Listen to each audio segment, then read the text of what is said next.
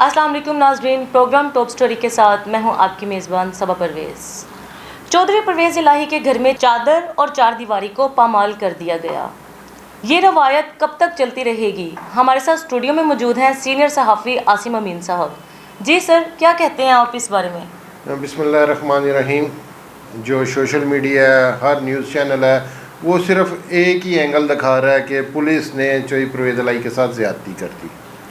حالانکہ جو اس آپریشن کو دیکھ رہے تھے وقاص الحسن صاحب، ہماری ان سے بات بھی ہوئی، انہوں نے کہا یار ہم اس سیاست کی دلدل میں نہ پھنس چکے ہیں، ہم جائیں تو جائیں کہاں، کریں تو کریں کیا، ہم تو ہیں آرڈرز کے غلام، ہمیں تو حکم آتا ہے کہ یہ کام کر دیں، ہم وہ کام کرنا ہے ہماری مجبوری ہوتی ہے۔ تو اس وجہ سے یہ ساری صورتحال ہے۔ چودھری پرویز الہی کے خلاف جو ایف آئی آر تھی، وہ اس میں ہمیں معلوم تھا کہ کچھ میں ان کی ضمانتیں ہو چکی ہیں اور کچھ میں ان کی ضمانتیں نہیں ہوئیں۔ لیکن دیکھیں، یہ جو ایسے آرڈر کو پاس کرنا، میرے مطابق صبا چادر اور چار دیواری کا آپ اس کی عزتوں کا خیال نہیں کرتے، یہ سراسر زیادتی ہے۔ جی جی، دیکھیں بندے نے گھر تو نہیں بند کے رہنا نا۔ چودھری پرویز الہی صاحب ایک لیڈر ہیں، ایک سیاسی رہنما ہیں، انہوں نے لوگوں سے ملنے بھی جانا ہے، لوگوں نے ان کے ملنے بھی آنا ہے، اور الیکشن کا سال ہے، آپ کو پتہ ہے کہ وہ کورٹ بھی جا رہے ہیں، وہ اپنی ضمانتوں کی طرف جا رہے ہیں۔ آپ کو ایسا لگتا ہے ٹھیک ہے کہ ان کو گرفتاری کرنی ہے یا حکم آیا ہے، تو آپ ان کو باہر سے آپ ان کو گرفتار کر لیں۔ جی جی، کہ کسی کے گھر میں جانا، ظہور الہی روڈ پہ ان کے تمام تر فیملی کے ساتھ ساتھ گھر ہیں، پرویز الہی صاحب کا گھر ہے، اس کے ساتھ چودھری شجاعت صاحب کا گھر ہے، اس کے ساتھ ان کی بہنوں کے گھر ہیں، پھر اسی طرح ان کے دوسرے بھائیوں کے گھر ہیں، تو وہ سارے ایک دوسرے گھر ایک دوسرے کے ساتھ لنک کرتے ہیں۔ یہ ایک گھر میں چودھری پرویز الہی کے گھر میں گھسے ہیں، اس کا دروازہ جو ان سے ہے وہ توڑا ہے، ان کی گاڑیوں کے شیشے توڑے ہیں۔ اب دیکھیں، گرفتاری کرنا ہے تو آپ نے کسی انسان کو کرنا ہے نا جی، اس میں گاڑیوں کا کیا قصور ہے کہ گاڑیوں کے شیشے توڑنا؟ بالکل۔ اب یہ بھی چیزیں سامنے آئی ہیں، رپورٹ کر رہے ہیں مختلف T V channels. Imran Khan صاحب کا بھی ٹویٹ آیا کہ انہوں نے بھی کہا کہ جو کام میرے گھر پہ انہوں نے میرے ساتھ کیا، وہی کام چودھری پرویز الہی کے ساتھ کیا، کیونکہ وہ پی ٹی آئی میں شامل ہو چکے ہیں۔ مونس الہی صاحب نے یہ بتایا تھا کہ ہم جو پی ٹی آئی میں شمولیت اختیار کی ہے، اس کی سزا ہمیں ملے گی، یہ ان کو نظر آ رہا تھا، یہ چیزیں ان کے سامنے تھیں کہ یہ کچھ ہوگا ہمارے ساتھ۔ لیکن ایسا نہیں کرنا چاہیے تھا، ہمیں اس واقعے پہ افسوس کرنا چاہیے۔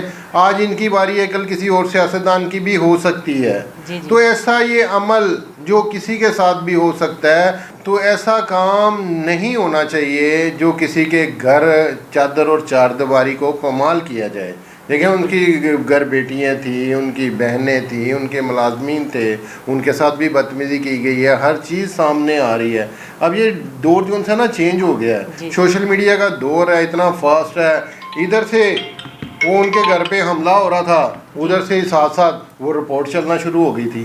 اب تو اتنا زمانہ جو ان سے ہے وہ فاسٹ ہو چکا ہے، تو خدا را پولیس کو میں کیا کہوں، پولیس کا قصور کوئی نہیں ہے، وہ لوگوں کے بھی ہاتھ جو ان سے بندھے ہوئے ہیں، وہ صرف اور صرف اپنی نوکری کے غلام ہیں، اپنے افسران بالا کے غلام ہیں، جو ان کو جہاں سے آرڈر آئے گا انہوں نے کرنا ہی کرنا ہے۔ حالانکہ ایک بات بتاتا چلوں، چودھری پرویز الہی اور جو اب وزیر اعلیٰ، نگران وزیر اعلیٰ محسن نقوی صاحب، یہ آپس میں رشتہ دار ہیں۔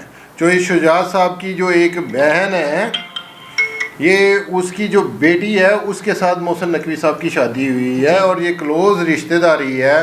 آپ نے پچھلے دنوں بھی سنا ہوگا کہ زرداری صاحب کی اور چودھری پرویز الہی صاحب کی جب ملاقات ہوئی تو انہوں نے کہا جی آپ کا تو رشتہ دار ہے، میرا بالکا ہے۔ تو یہ بھی ساری چیزیں سامنے آئی، اور وہ آئی جی صاحب عمرے پہ گئے ہوئے ہیں، وزیر اعلیٰ صاحب عمرے پہ گئے ہوئے ہیں، سی سی پی او عمرے پہ گیا، اس کے باوجود یہ پیچھے یہ سارا آپریشن ہوا ہے۔ اب اس کے پیچھے اصل حقائق کیا ہیں، کس کا آرڈر ہے، کس کے کہنے پہ ہوا، یہ تو اب وقت ہی بتائے گا، یا ہمارا اللہ جانتا ہے۔ جی اچھا سر، دوسرا سوال، یہ جو پی ٹی آئی اور پی ڈی ایم میں مذاکرات ہو رہے ہیں، یہ صرف دکھاوا ہے یا واقعی کچھ ہوگا؟ جی 2 راؤنڈ ختم ہو چکے ہیں، ہم یہ کہہ سکتے ہیں۔ ایک راؤنڈ میں ان کی بڑی اچھی ملاقات ہوئی، آپس میں انہوں نے چیزیں شیئر کی. لیکن سب سے پہلے سوال جو ابھی ہم نے بات کی ہے یہی ہوا جی کہ آپ ایک سائڈ سے چاہتے ہیں کہ ہم آپ سے مذاکرات کریں جی جی اور دوسری سائڈ سے آپ ہمارے کارکن گرفتار کر رہے ہیں.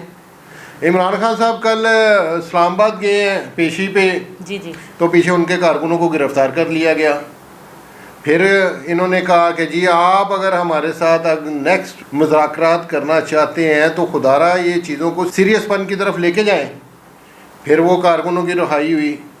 اب دیکھیں مجھے نہیں لگتا کہ یہ جو ان کا عمل ہے بات چیت کا یہ کسی سائڈ پہ حل ہوگا, کیونکہ اس میں بہت سارے لوگوں کے نا انٹرسٹ ہیں.